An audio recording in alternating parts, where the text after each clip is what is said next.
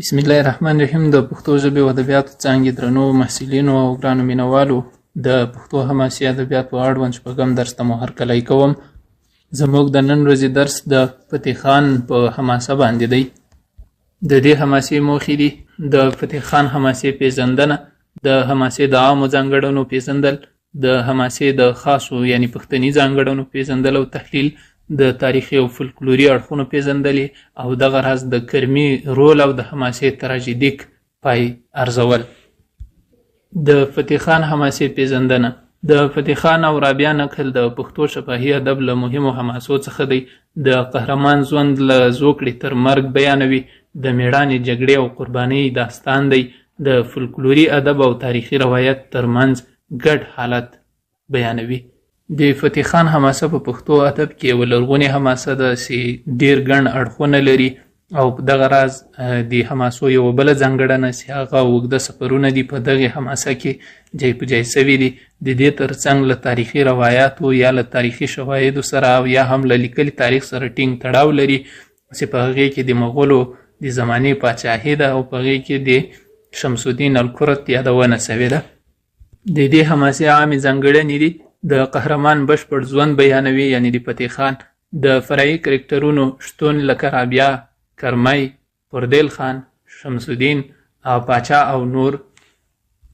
د جګړې او قهرمانۍ صحنې لري، د میړانې او فداکارۍ څرګندونه کوي. هغه پښتانه فتح خان او د ده ملګري 80 تنه ځوانان چې له بست کلانه خوځېدلي دي او هندوستان ته تللي، هلته له مغولو سره یا له هندي ځواکونو سره دوی په جګړه اخته کېږي او بالاخره په پایله کې ټول وژل کېږي. دا هغه څه دی چې موږ او تاسې ته د ننګ، غیرت او یا هم د داسې یو هدف لپاره د جګړو کیسه کوي چې هغه جګړې په مرګ او قربانیو باندې نه ارزي، خو تر شا د څو تنه ځوانانو ضد یا هم د یوه ځوان هغه سرکشۍ یا د خپلو مشرانو یا د پوج یا دغه سفر د مشر خبره نه منل د دې سبب کېږي چې دغه جګړې رامنځته شي. دوهمې عامې ځانګړنې: جګړې تل د لوړو موخو لپاره نه وي. یعنې په دغې حماسه کې کومې جګړې چې سوي دا د لوړو موخو لپاره نه دي. د خزانو لوټ او له پاچا سره شخړې دي. دوی هغه کومې کلاوې چې نیولې دي هغه یې پردۍ کلاوې نیولې دي، په زور او جبر یې نیولې دي. نو د هغې لپاره چې کومې جګړې کېږي دا هم لوړه موخه نه ده. د قهرمان یوازینۍ جګړه تن په تن، په دغه جګړه کې تن په تن جګړې پېښې سوي. اوږده سفرونه سوي دي چې له بست کلا د هلمند نه بیا تر هندوستانه پورې دغه سفرونه دوام کوي. درېیمه عامه ځانګړنه: خارق العاده حیوانات پکې دي، لکه د فتح خان آس ګورنګ نومیږي او په یوه ناره کې د ده رابعه د باندې په دغه آس باندې غږ کوي که د دا ځلپتې راوړ خپله میل به ستا د غاړې لونګین کړم. جادویي عناصر لري لکه میوې او بوټي، هغې مینځې ته یا هغې نوکرې ته یا هغې مزدورې ته خپل لکړ ورکوي او ورته وایي چې دغه ونه پې ووهه، لکه ونې نه چې هر څو مڼې راتوی شوې هغه ما ته راوړه چې زه در دم کړمه. کله چې زه له دغې ونې نه 80 مڼې د لکړې یا د لښتې په وار راتویږي او هغه ملنګ ته راوړي، ملنګ یې دموي او هغه کله چې د پاچا ښځه او د دربار نورې ښځې هغه خوري، نو دغه 80 واړه مڼې د 80 نارینه ماشومانو د زیږون سبب ګرځېږي. قومي او ملي هویت لري، لکه په دې کې د پښتني قبیلې بړیڅو د قبیلې یادونه سوې ده. چل، فریب او دوکه پکې ده، لکه فتح خان موریزي دغه دروازه د کلا کومه لویه دروازه چې دا تړي، خو فتح خان د شا په دروازه وځي. او دغه راز کرمی هغه لښته چې دوی په صحرا کې درولې ده چې سبا د دغې لښتې مخ په هر لوري وو، موږ به همغه لور ته ځو. نو د دغې لښتې مخ چې دا شمال یا باد دا د مکې مکرمې په لور تاو کړی ده، خو کرمی ځي دغه لښته د هندوستان په لور تاووي او له دې سره د فتح خان ملګري ټول د هندوستان په لور حرکت کوي. څلورمه عامه ځانګړنه: د جګړې پای تراژیدیک دی. هغه 80 تنه ملګري چې له بوست نه تللي وو هندوستان ته هغه ټول وژل کېږي.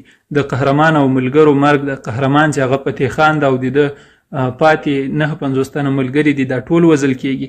د حماسې بدلیدل په غمیزه باندې: رابعه تنه یوازې پاتې کېږي سره له هغو ښځو چې له دوی سره تللي دي. د دوامداره جګړو تصویر ده: له هغه وخت نه چې دوی ځوانان کېږي له خپل پلار سره فتح خان په جګړه اخته کېږي او تر دې پورې چې هندوستان ته ځي، هندوستان کې د شمس الدین پاچا له لښکرو سره جنګیږي او بالاخره ټول وژل کیږي. نو له دې نه معلومیږي چې ټوله حماسه له سره تر پایه پورې دوامداره جګړې دي. بل د حماسو خاصې ځانګړنې دي. لومړی خاصې ځانګړنې د پښتني احساساتو تمثیل ده. کوم خصوصیات چې پښتانه لري هغه یې څرګند کړي. د وینې تر وروستي څاڅکي پورې جګړې او مبارزې دي. د ویاړ، غیرت او میړانې ارزښت ده. رابعه د وروستي ژوندی پاتې قهرمانې په توګه په هندوستان کې پاتې کېږي او هلته د هغه وخت پادشاه هغه ته ډېرې مځکې او جایدادونه ورکوي. دوهمې خاصې ځانګړنې د حماسې پیښې د منطق خلاف ډېرې نه دي. هغه کومې پیښې چې په دغې د فتح خان په حماسه کې پیښې سوي دي دا د منطق یمني او د نړۍ د نورو حماسو غوندې خارق العاده یا د منلو له وسې نه پورته نه دي. د نورو ژبو حماسې په پرتله ساده او واقعي دي. هغه حماسې چې په نورو ژبو کې ستا پښتني حماسې یا د پښتو ژبې دغه فلکلوریکه یا ولسي حماسه چې ده دا د منطق له تلې پورته نه ده. د ذهن لپاره د منلو وړ روایات لري. د دې حماسې تاریخي اړخ د مغولو او پښتنو جګړې دي.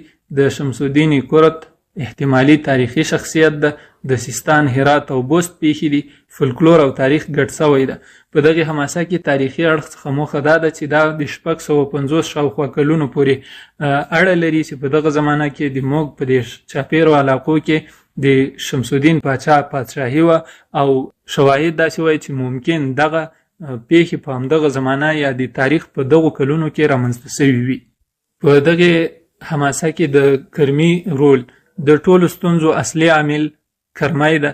د جګړې پیل ته هڅونه کوي، له پاچاهانو سره د دښمنۍ رامنځته کولو سبب ګرځي او دغه حماسه بالاخره په تراژیدي پای ته رسیږي. کرمای سیدا دا د فتح خان په حماسه کې د هغه پاچا چې د موږ د هلمند ولایت د بست په سیمه کې اوسېده یا یې دلته سیمه ییزه پاچاهي درلوده، د هغه د مینځې زوی ده، یعنې دی د پاچا زوی و او له مینځې نه یې زېږېدلی و. د دې حماسې هنري اړخ یا ځانګړنې دي. په دغه حماسه کې یا د پښتو په نورو فلکلوریکو یا ولسي حماسو کې چې د پښتو ادب یا د پښتو ولسي ادب هغه شعري فورم یا بڼه چې موږ یې په نارو یادوو او دا د پښتو ولسي ادب یوه خاصه ځانګړنه ده. په دغه شعر کې هم پښتو نارې شته. غیر منظمه قافیه لري چې دا د پښتو نارو خپله ځانګړنه ده. احساساتي او حماسي ژبه لري. دغه کومې نارې چې دي په دو کې دغه نارې په احساساتو ویل سوي دي او کله چې څوک اوري سم له واره احساسات راپارېږي چې دا هم د ولسي ادب خپله ځانګړنه ده. داسې دغو حماسو شفاهي انتقال کړی یا تر موږ او تاسې را رسېدلی دي. نو د وخت او زمانې له مخې په دې کې بدلونونه هم پېښ سوي دي. د پایلې په توګه ویلی سو چې دا حماسه د پښتو فلکلوري ادب مهمه حماسه ده. د تاریخي او ټولنیزو واقعیتونو انعکاس کوي. د میړانې، غیرت او قربانۍ ارزښتونه بیانوي او دغه راز تراژیدیک پای لري او دا د حماسې ځواک زیاتوي. له دې سره د موږ د نن ورځې درس پای ته رسیږي.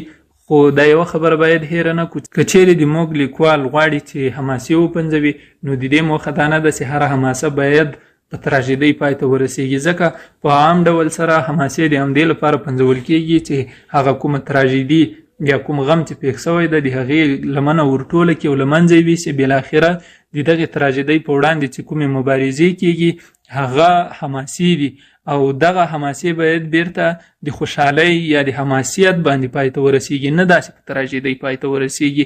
خو کله چې دغه د غم او ویر او تراژیدۍ په وړاندې پورته سوې حماسه بریا ته نه رسیږي نو معلومه خبره ده چې هغه به بالاخره بیرته په تراژیدۍ باندې پای ته رسیږي. او که چېرته موږ د حماسې پای ته د اسلام له زاویې نه وګورو نو داسې د مسلمان لپاره مرګ هم افتخار ده او ژوند هم افتخار ده. نو دلته حماسې په دواړو حالتونو کې که په تراژیدۍ پای ته رسیږي او که په بیرته په حماسیت پای ته رسیږي موږ یې حماسه ګڼلی شو. دا و د موږ د نن ورځې درس. تر بل درسه ښې چارې که په دې اړه له تاسې سره کومه پوښتنه وي له موږ سره یې شریکه کړئ. انشاءالله د پښتو ولسي ادب او د حماسو د تیورۍ په بنیاد به تاسې ته علمي جوابونه درکول کېږي. الله مو روغ لره، خوشحال اوسئ.